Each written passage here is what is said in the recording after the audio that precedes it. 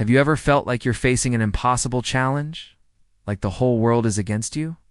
What if I told you about a time when a small group of just 313 people, armed with little more than their courage and unshakable faith, stood against a mighty army of 1,000? This isn't a myth or a legend. It's a true story of how unity and belief can turn the tide of history. Imagine this.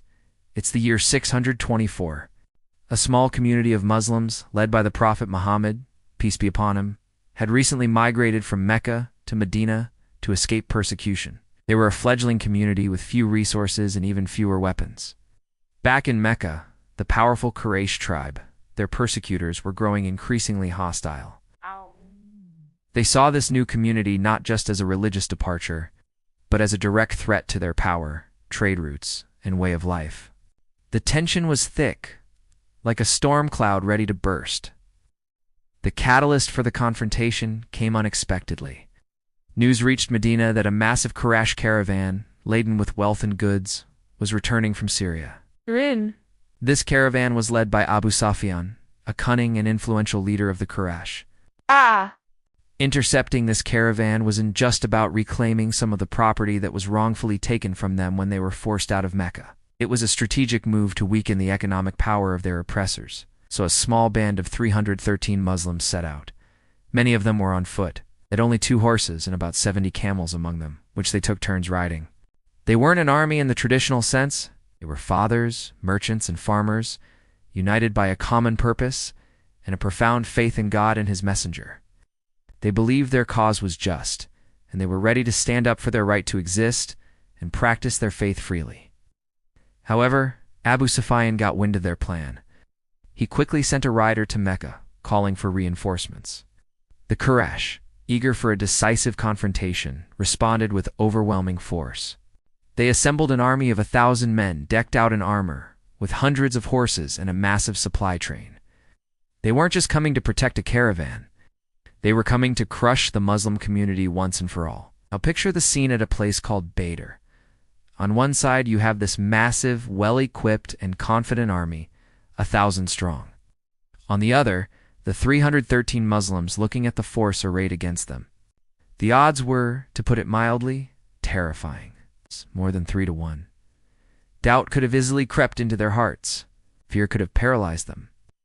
It would have been the most logical human reaction. But this is where the story turns from a simple military encounter into a profound lesson in faith. As the Muslims saw the sheer size of the enemy, the Prophet Muhammad turned to God in deep, heartfelt prayer. He raised his hands to the heavens, praying with such intensity that his cloak fell from his shoulders. He wasn't just asking for victory, he was placing his complete and total trust in a higher power, affirming that the outcome was ultimately in God's hands. This spirit of absolute reliance on God spread throughout the small Muslim camp. Their fear was transformed into a serene courage. They weren't just fighting for survival, they were fighting for something much bigger than themselves. They were fighting for their faith, for justice, and for the future of their community. Before the battle began, the Prophet, a brilliant strategist, arranged his men in tight, disciplined ranks. This was a novel tactic in Arabian warfare, which usually involved chaotic individual clashes. This formation emphasized unity and mutual support. Each man knew he was not alone. He had his brother standing beside him, in front of him, and behind him. Their strength was not just in their individual courage, but in their collective unity. They were a single, cohesive body, bound together by a shared belief. The battle started, as was the custom, with individual duels between champions from each side. The Quraysh sent out 3 of their fiercest warriors, who arrogantly challenged the Muslims. Stepping forward from the Muslim side were Hamza, Ali, and Ubaidah, renowned for their bravery. In a swift and stunning display of skill and courage, the Muslim champions defeated their opponents. This initial victory sent a shockwave of morale through the Muslim ranks and a tremor of disbelief through the Quraysh army.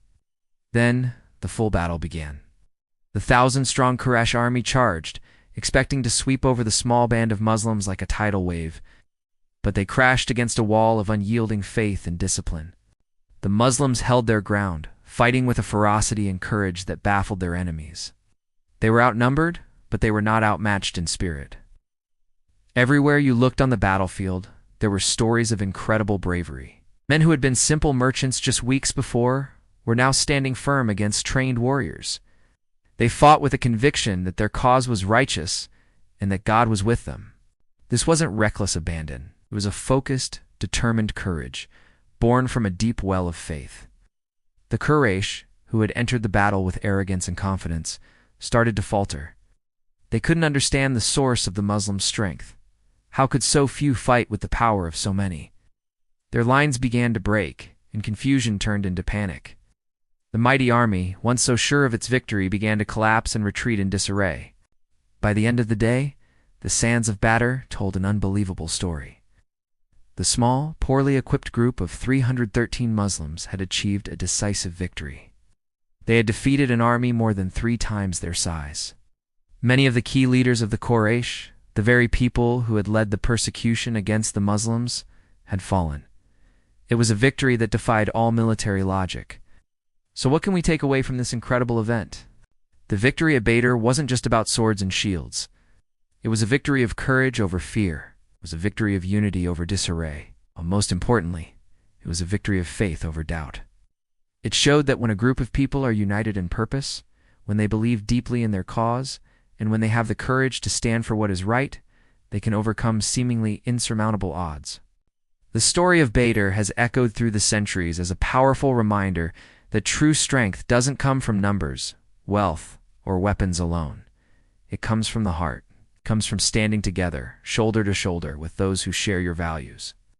And it comes from having an unshakable faith that even when you feel small and the challenge seems immense, you are not alone. This is a story for anyone who has ever felt like an underdog. It's a testament to the power of the human spirit when it is fueled by belief. The 313 at Badr teach us that with unity, courage, and faith, we can face our own giants and against all odds, emerge victorious. Thank you so much for watching and sharing this incredible piece of history with me. If this story inspired you, please hit that like button and subscribe to the channel for more content that explores the powerful events that have shaped our world. Let me know in the comments what part of this story resonated with you the most. See you in the next video.